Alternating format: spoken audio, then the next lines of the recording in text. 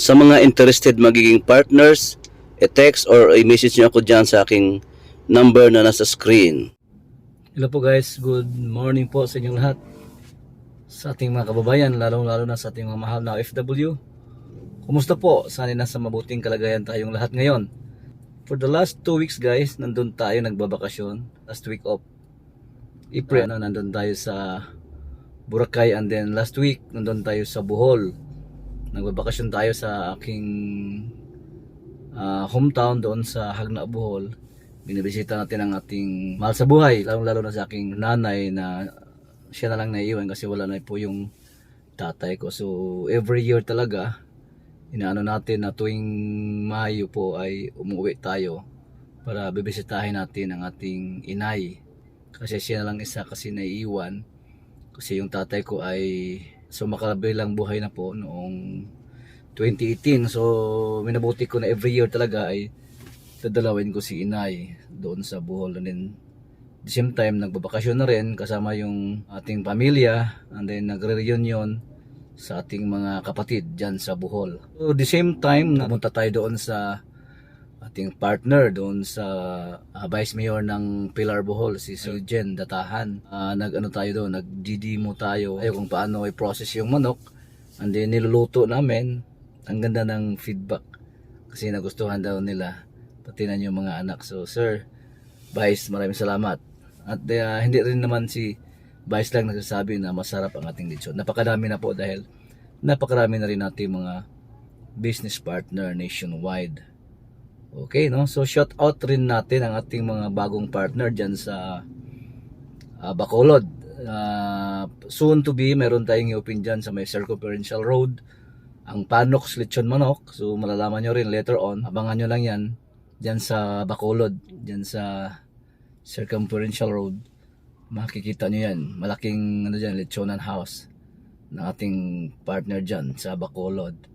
And then bago lang rin nakatapos yung pang-apat na outlet ni Sir Don Franco. Congratulations sir sa inyong pang-apat na outlet. Soon to be open kasi tayo din yung gumagawa doon sa kanyang outlet ni Sir Don Franco. And then meron din tayong bubuksan sa Cebu City, Sir Ferdinand. Gawin pa natin this week kasi nga nandun tayo sa Bohol. So within this week magsimulan na natin yung outlet ng ating bagong partner na si Sir Ferdinand. And then meron din tayong shout out din natin yung ating bagong partner soon dyan sa Tacloban. Meron na tayo sa Tacloban City, si Sir Jamie. Sir Jamie ay bago din nating partner and soon to be kakaroon na tayo dyan sa Tacloban. So congratulations sir, and welcome sa ating club, sa ating Lechon Manok Business Club. At meron lang akong i-simplify sa ating marami kasing nag-i-inquire kung paano daw magiging partner. So napakasimple po magiging partner. I-remind ko lang po kayo na hindi po ito franchising business. Ito po ay pinapaganda natin, pina-revolutionize natin yung sistema para makatulong tayo ng marami pa na gustong magninegosyo. Hindi ito franchise. Kasi sa franchise, yung pangalan nila ang inyong gagamitin. Bakit naman kung mag-franchise sa kanila yung pangalan gagamitin? Siyempre, kasi gusto nila i-promote yung pangalan para madaling makaakit ng mga customers. Kasi sabi nga yung branding, karamihan kasi sa mga gustong magnegosyo, pinihanahanap din nila yung mga may pangalan na kumbaga yung sikat na. So sa atin kakaiba, ginagawa natin ay partnership. But hindi ito sinasabi na once partner tayo, mayroon tayong agreement na nakatali between two of us. Wala po. Bali, pag yung pagiging partner natin ay yun lang po yung babayaran nyo, yung mga gamit natin like yung griller, and then yung mga basic na gamit, utensils like yung mga chopping board, chopping knife, yung ating meat injector, meron tayong kasamang injectable solution. And then ituturo ko sa inyo yung proseso, lahat-lahat about the business. Unlike doon sa franchise, yung ituturo sa inyo, yung pagbibinta lang ng kanilang produkto using their name. Kasi nga, sa franchise ay tindero tayo. Pinapatinda nila tayo ng kanilang produkto. Basically ha, pinapatindahan nila tayo ng kanilang produkto. Kaya they are using their name, tapos nagbabayad tayo para lang magtinda doon sa brand nila or sa pangalan ng negosyo nila, and then we are just given a part ng porsyento ng maibenta natin, plus nagbabayad pa tayo ng franchise fee. Ito kakaiba sa atin kasi yung babayaran mo lang yung gamit sa pagsisimula ng lechon manok business. So kayo din ang gagawa ng inyong lechon house. Kakaiba tayo sa business model. Unlike sa franchise, marami kayong babayaran. Then limited lang yung limited lang yung management skills na inyo makukuha dahil naka-focus lang sila doon sa sales, yung pagtitinda. Doon sa pwesto, piniprepare nila yon. Tapos yung training doon more on preparation, how to cook the chicken, and then doon sa sales. Ito sa atin ay pag makukuha mo lahat para ka rin parang sobrang pwede ka rin makapag-franchise. Kasi doon sa franchise business na sa salihan mo, pag franchise, hindi ka na pwede magpa-franchise. Ito dito sa akin, since malaya kayo makapag-decide sa business nyo, pwede kayo makapag-franchise mismo sa pangalan nyo. Sinabi ko sa inyo, itong model natin ay nirevolutionize natin, but hindi naman ito sinasabing pang kontra sa franchise. But pinapadali, pinapamura pa natin yung halaga how to start the business para lang tayo makatulong ng maraming na gustong magnegosyo. Kasi alam ko sa tulong natin ng maraming tao na gustong magnegosyo, nakakatulong na rin tayo sa bayan, aangat. Kasi pag maraming negosyo, maraming makapagtrabaho, iikot yung pera. So ito ay nakapagpaunlad sa ating ekonomiya. And then siyempre mismo, number one, ang aking advocacy is pagtulong ng gusto magkaroon ng negosyo.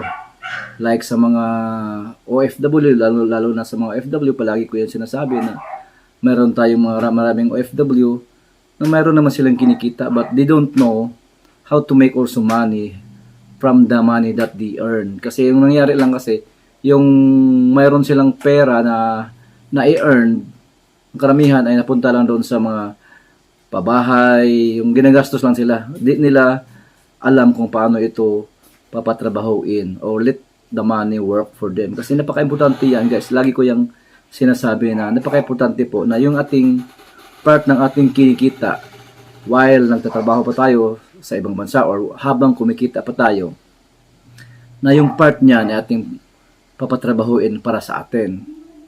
Ngayon pa lang, gawa na tayo ng paraan, maghanap na tayo ng paraan ng negosyo na pwedeng sa darating na panahon na kung tayo ay mag-retire na, ay magbibigay sa atin ng income. Kung nag-retired ka na nag-relax ka na lang doon sa Pilipinas dahil for how many years nandun ka sa ibang bansa, nagtatrabaho, halos hindi ka na makarelax, and then pag later on, magbalik uno ka dahil wala kang naiipon.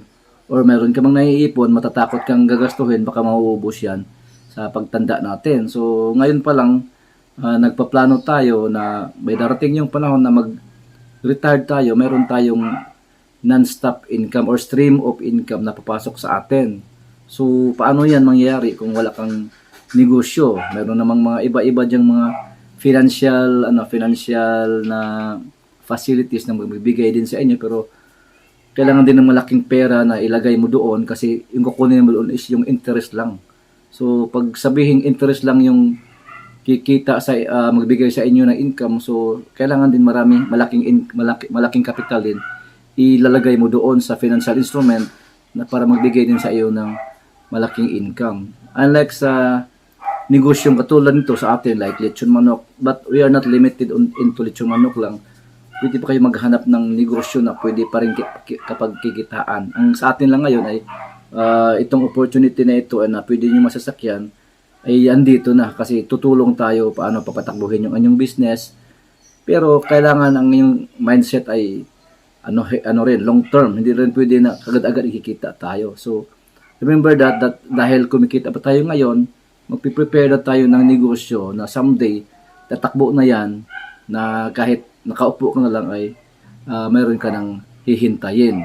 Unlike doon sa palagi ka lang nagtatrabaho, darating yung hanggang aabot yung edad nyo na 60 at 65, wala kayong pinupundar na negosyo. So darating yung panahon na hindi naman yan talaga, wala yung exception. Lahat po ay magre-retire. Darating tayo dyan sa panahon na tayo ay tatanda. So yung mangyayari, kung wala kang pinupundang ngayon, darating yung panahon na barang matatakot ka sa ano mo, sa financial ano mo, kasi halimbawa nasa 60 ka na at 65, kung naiipon mo lang ay ganito lang na amount, and then siyempre marami tayong gagastusin. Akala ba natin na pag matanda na tayo hindi na tayo gagasto? Kakain pa rin tayo, mayroon pa tayong food and clothing. Number 3, ito yung pinakamalaki ang ating maintenance.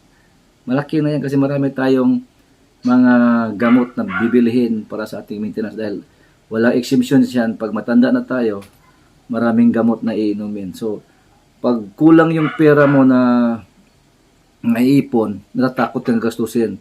Maano mo na, makikwenta mo na siguro yung pera ko na ito hanggang ilang taon lang mauubos na. So, saka ka pa lang ba mag-start ng negosyo? Lalo ka nang matatakot dahil nga baka maubos o malulugi yung i-invest ng pera sa negosyo. So, might as well ngayong mabata pa tayo, mayroon pa tayong panahon, malayo pa, mag-start na tayo na magtabi tayo ng konti o mag-invest tayo ng magandang negosyo na later on, pwede na magtatrabaho sa inyo. So, nandito na po yung ino-offer natin na pwede nating sasakyan, dahil itong negosyong ito ay napaka viable, dahil marami din kumikita nito. And then, since ang Pilipinas ay napakalaki, hindi pa saturated ang market. And then, lagi ko yan sinasabi na itong negosyo na ito na dati ay pampamilya, pang maliit na negosyo lang, ngayon ay scaled up na. Mga malaking kumpanya ay pinapasok na. Pero, huwag kayong matatakot, pwede pa rin tayo. Kayang-kaya pa rin natin, dahil ang market naman ay hindi nauubos, and then hindi naman kaya ng malalaking kumpanya na lahat ng kanto ay lalagyan nila ng yung lechonan. So, lahat naman tayo, kahit saan kayo naman galing ng party ng Pilipinas, pwede kayo doon magsimula ng yung sariling negosyo. Doon sa inyo, kung saan man kayo naririto sa Pilipinas, pwede nyo pagsimulan doon. Huwag lang tayong magmadali. Hindi yan kaagad-agad kikita. Hindi lahat, lagi ko yan sinasabi, hindi lahat na negosyo ay kikita kaagad. Pinupundar yan, it takes time para tayong nagtatanim. Simulan mo lang yan. At least mayroon kang aalagaan na darating yung panahon, sigurado magbibigay yan sa inyo ng stream of income. Nangyayari yan sa akin, and then nangyayari na rin yan sa ating ibang mga partners na ngayon ay mayroon ng 3, 4, 5 pwesto. So imagine, pagkukwentahin mo yan, meron sa isang outlet lang, pag kumikita ka ng very yung minimal. Kumbaga, sabihin na natin na sa isang outlet, meron ka ng net monthly income na 20K. And then, pag meron kang 5 outlet, that's 100K. So, meron tayong challenge done before na sa isang outlet, pagkikita ka ng 30K in a month, and then sa 3 outlet, meron ka ng 90 to 100K. So, yung kinukwenta din naman natin ay very, napakaliit na sales lang yung natin. Very, yung sinasabi kong safe na sasabihin na daily sales. Hindi yan malaking, hindi yan pina-blow up natin yung figure. Yung reality lang nangyayari sa isang pwesto. Give example lang sa aking pwesto. Nandito sa Cebu, meron akong outlet na minimum na yung pinakamababa na yung isang araw ay 25 or 30K or 30 pesos. So, pero in other days, kumuha siya ng 40, 50 hanggang 100. So, kung mag-average lang ako ng 30 piraso na binta, times meron akong 70 pesos per piece na net. So, meron akong 2-1 na very conservative figure lang, guys, sinasabi ko sa inyo, para wag kayong baka sasabihin nyo hinahambog ko kayo. Yung 30K, very conservative na yan. Ano yan, pinakamababa na yan sa ating isang pwesto na yan. So 30,000, 30 pieces times 70K. So meron tayong 2,1 per day. So in a month, that's 60K. 63,000, di ba? So how much lang yung ano ko, yung break even ko? Kukunti lang, nasa ano lang, 6 pieces lang. Pero yung sinasabi ko sa iyo is net. 70 is net na per chicken. 70 net na yon. So mayroon kang at least 60,000 a month sa isang outlet na kumikita. Pero hindi hindi yon madali kasi sinimulan ko yan last 2009. That's almost 13 or 14 years ago. So nagbibigay na rin sa akin ng outlet kahit nakaupo lang ako dito, nagbibigay siya ng 60,000 a month sa akin. So, hindi na natin hinahambog yan kasi mangyayari yan sa inyo. Kasi number never lies. Kahit kukumputin nyo, magkukosting kayo, ano yan, bali talagang kikita kayo. It's a matter of time lang. Kaya, pag magsimula kayo, huwag kayong yung mindset nyo na agad-agad ay kikita. Hindi po ganun ang negosyo. Kasi sinasabi ko palagi, pag yung negosyo ay lahat ay kikita agad-agad, wala nang magtatrabaho, lahat na lang ang magnenegosyo. Kaya kung mapansin nyo, ilan rin ang negosyante na kumbaga iiwan lang porsyento ang mga negosyante dahil hindi lahat ng mindset ng tao ay katulad ng mindset ng negosyante. Kaya kung gusto nyong magiging isa sa mga successful na negosyante, baguhin yung mindset nyo. Hindi yung mindset ng mga empleyado na agad-agad after the day in 8 hours ng pagtatrabaho, mayroon ka ng kita. Kukubrahin mo lang every week or every 15 days or every month. Agad-agad mayroon na kayong kita but fixed. Pero sa negosyo, kahit nagtatrabaho ka 24 hours but it's rewarding kasi darating yung panahon na more than pa sa oras ng ginugugol mo ang kikitain mo. Imagine, pag kikita ka ng 60,000 a month sa isang outlet lang. Pero hindi yan agad-agad nakukuha. It's a matter of time at it's a matter of your decision when to start or pag mag-start ka or when to start or kung hindi ka mag-start, talagang wala kang posibilidad na kikita. Kailangan mo lang pagsimulan ngayon. Alam mo ba, yung panahon, yung oras ay isa din sa kasama kaalay natin. Kung ikaw ay mainipin, bigla kang nakikwit. Hindi yan. Hindi ka makakasama sa mga successful na negosyante. At napakaraming successful stories. Magbasa din kayo ng mga books. Yung mga tao, mga successful ngayon. Madali na lang ngayon maghanap ng mga success stories dyan sa internet. Dyan sa Google. Kung ano-ano yung mga success stories ng mga sikat na tao ngayon. Ilang times sila nag-failed. Pero bumabangon din sila. Kasi nakikita nila na someday, yung dreams nila na ito, ganito kalaki, makukuha din nila. So, baguhin natin ang mindset natin, guys. Kailangan natin yung mindset ng mga katulad ng mga negosyante. So, magpatronize kayo, mag-idolize kayo ng mga negosyante para susundan nyo yung mga buhay nila kung paano nila ginagawa. Yung mga kung paano sila nagiging successful. Ganon din ako, marami din akong tinitingala ng mga successful na tao, palagi akong sinusundan. And then sa pagbabasa, makikita mo rin kung paano. Magkakaroon ka rin ng idea kung ganon pala, ganito lang pala. So, ganon guys ganon lang ang natin. Magsimula na tayo ng magnegosyo. Kung wala kayong sisinimulan, wala kayong haharvestin, wala kayong hihintayin na darating na panahon na mayroon kayong stream of income. Ang pinaka-key doon is mag-start na kayo. At hindi lang mag-start, pag mag-aaral kayo, then mag-start kayo. And then, magkaroon kayo ng mindset ng mga katulad ng mindset ng mga successful people. And then, baguhin na rin natin yung lifestyle natin. Hindi na tayo dati na palagi na lang tayo mayroong pera, gastos ng gastos. Kailangan yung pera natin, pag-iisipan natin kung saan ito mapunta. And then kung ito ba ay mayroon bang balik sa atin. So sa sinasabi ko, sa kinikita natin, maglaan tayo ng Pero hindi lang ano yan guys, hindi lang yung ipon. Yung ipon kasi very common yan sinasabi. Yung ipon maganda din naman yan, pero pag lahat mo yan na iniipon, nandun lang sa bangko, hindi mo yan pinatatrabaho, wala din mangyayari. Magkano lang ba yung interest?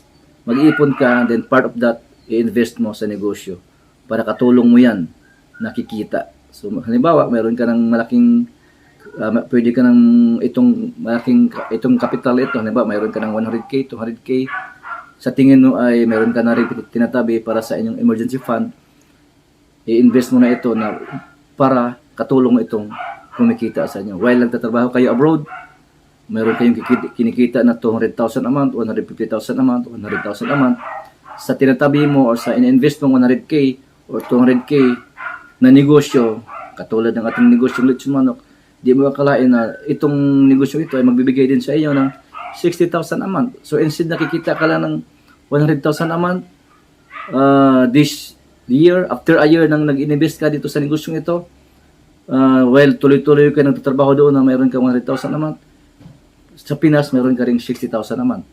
Pag lumalaki pa yan, magiging 200,000 a month, tataluhin na yung kita mo dyan sa ibang bansa.